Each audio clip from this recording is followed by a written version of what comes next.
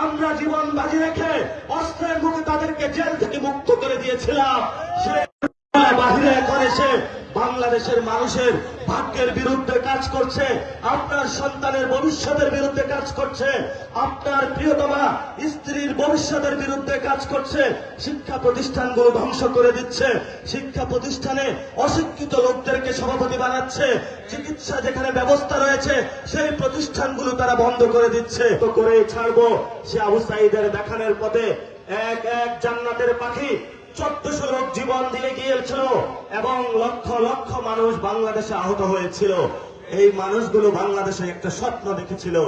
সেই স্বপ্নটা হলো এখানে অনেক তরুণ প্রজন্ম আছেন যাদের মুখে হতাশার চাপ। বাবা পড়াশোনা করিয়েছেন, একটা ছোট্ট চাকরির আশায় দিক বিদিক ঘুরছেন। বাবা কল করে তোমার চাকরি হয়েছে, বাবাকে কোনো উত্তর দিতে পারেন না। এখানে অনেক আলেম ওলামা উপস্থিত হয়েছে। গত 17 বছর যাদের দাঁড়িয়ে ধরে টান দেওয়া হয়েছিল, জঙ্গি বলা হয়েছিল ইসলামকে, এখানে অনেক হিন্দু ভাই উপস্থিত হয়েছে যাদের জমি দখল করে নিয়েছিল আওয়ামী লীগ। এখানে অনেক ব্যবসায়ী ভাই উপস্থিত হয়েছে গত 17 বছর যারা ব্যবসা করতে পারে নাই।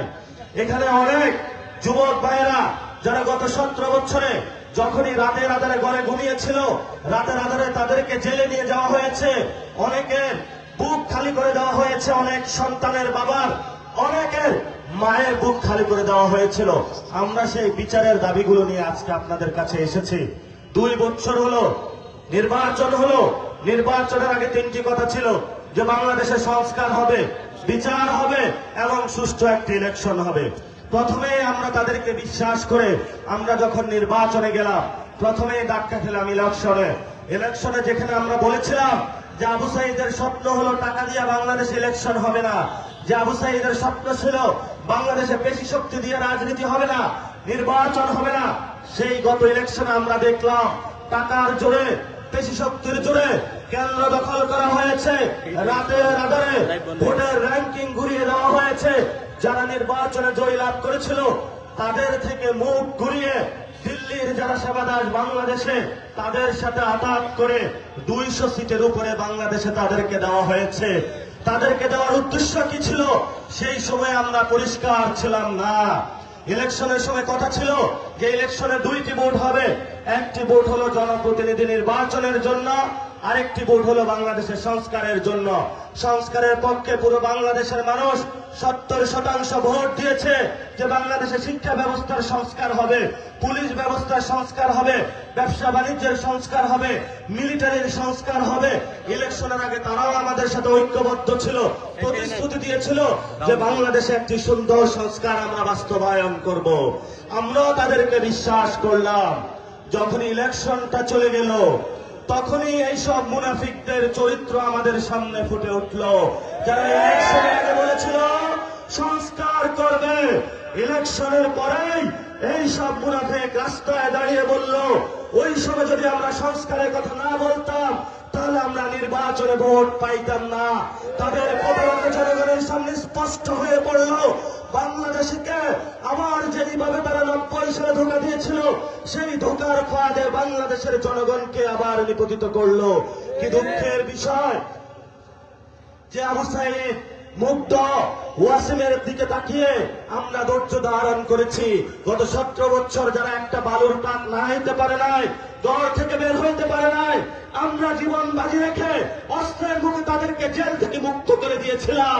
সে বাহিরে এখন এসে বাংলাদেশের মানুষের ভাগ্যের বিরুদ্ধে কাজ করছে, আপনার সন্তানের ভবিষ্যতের বিরুদ্ধে কাজ করছে, আপনার প্রিয়তমা স্ত্রীর ভবিষ্যতের বিরুদ্ধে কাজ করছে, শিক্ষা প্রতিষ্ঠানগুলো ধ্বংস করে দিচ্ছে, শিক্ষা প্রতিষ্ঠানে অশিক্ষিত লোকদেরকে সভাপতি বানাচ্ছে, চিকিৎসা যেখানে ব্যবস্থা রয়েছে সেই প্রতিষ্ঠানগুলো তারা বন্ধ করে দিচ্ছে।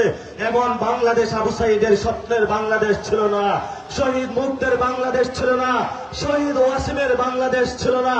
যখনই আমরা এই কথাগুলো কোথাও বলি, হয়তো ফেসবুকে আমাদেরকে স্ট্যাটাস দেওয়া হয়, কোথায় তারা আছে মারা হবে, তো ঘোড়াঘাটে এসেছি, কি হয়েছে তোমাদের, খেলা হবে। আমরা বাংলাদেশে, তোমরা 1000 জন আসো আর আমাদের একজনে আমাদের সত্যের পক্ষের জবান তোমাদের বিরুদ্ধে যথেষ্ট। সেই সময় শেখ হাসিনা বলেছিল যে তোমরা রাজাকার, আমরা একজন গিয়েছিলাম, শেখ হাসিনা বলল ওরে মেরে ফেল, তারপরে 40 জন গিয়েছিল, তারপরে বলল মেরে ফেল, আমরা 400 জন গিয়েছি, আগামীতে 400 জনের জায়গায় 40,000 যাব, 40,000-এর জায়গায় 40 লক্ষ যাব।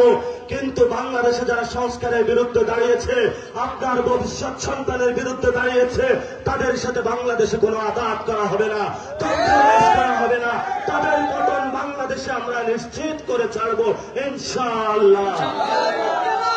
আপনার স্বপ্নগুলো আকাশ ছুবে প্রবাসীর হেলিকপ্টারের মাধ্যমে। বিয়ে, জন্মদিন অথবা যে কোনো বিশেষ প্রয়োজনে হেলিকপ্টার ভাড়া করতে যোগাযোগ করুন স্ক্রিনে দেয়া নাম্বারে। প্রবাসীর হেলিকপ্টার, নিরাপদ ও সাশ্রয়ী বাহনের বিশ্বস্ত নাম।